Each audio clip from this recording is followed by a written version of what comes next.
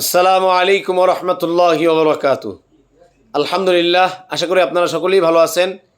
দিনী আলোচনায় আপনাদের সবাইকে স্বাগতম। আমাদের এই দিনী আলোচনার আজকের বিষয়বস্তু হবে ঈমানের শাখাগুলো নিয়ে ধারাবাহিক আলোচনা।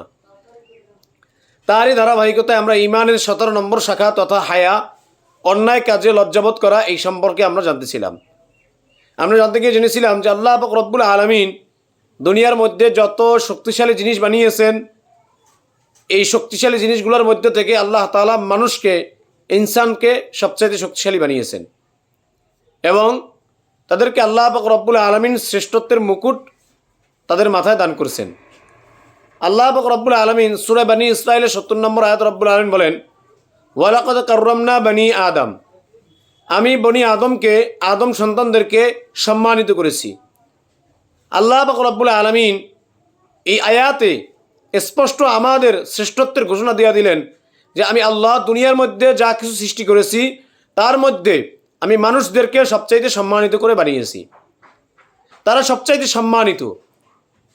শক্তিতে হাতি অনেক বড় শক্তিশালী, বাঘ অনেক শক্তিশালী, সিংহ অনেক শক্তিশালী, কিন্তু এই সব কিছুতে শক্তিশালী থাকা সত্ত্বেও, এরা সার্বক্ষণিক আমার ইবাদত করা সত্ত্বেও আমি আল্লাহ এদেরকে শ্রেষ্ঠত্বের মুকুট দেই নাই, এদেরকে শ্রেষ্ঠ বানাই নাই, এদেরকে সম্মানিত করি নাই।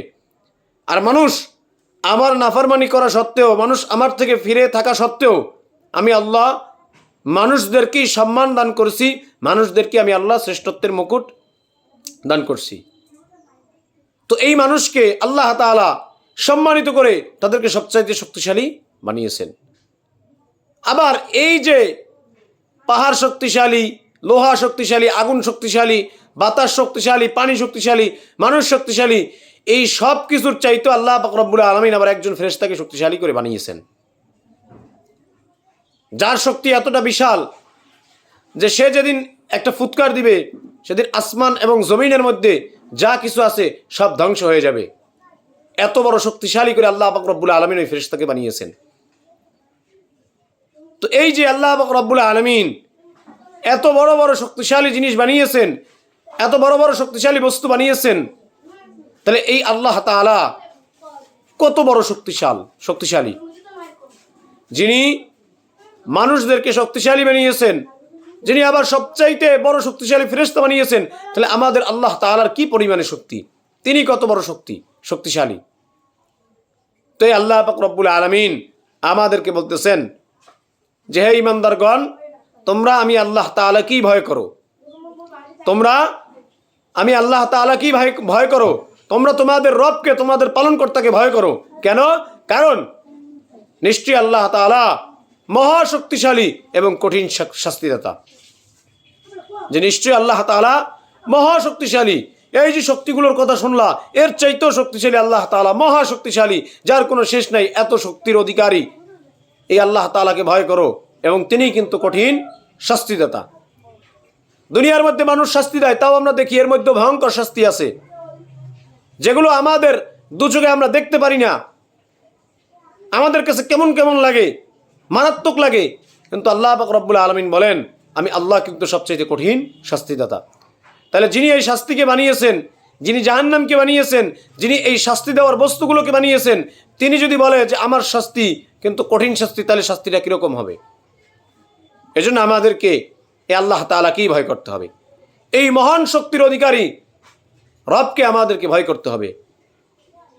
তো ওয়াহাব ইবনে মুনাব্বিহ রাহমাতুল্লাহ আলাইহি বলেন যে আল ঈমান উরিয়ান, ঈমান একটা খোলা জিনিসের নাম, ঈমান একটা খোলা বস্তুর নাম, খোলা জিনিসের নাম, যার গায়ে কোনো প্যাকেট নাই, এরকম কোনো পোশাক নাই, এরকম একটা খোলা জিনিসের নাম হচ্ছে ঈমান।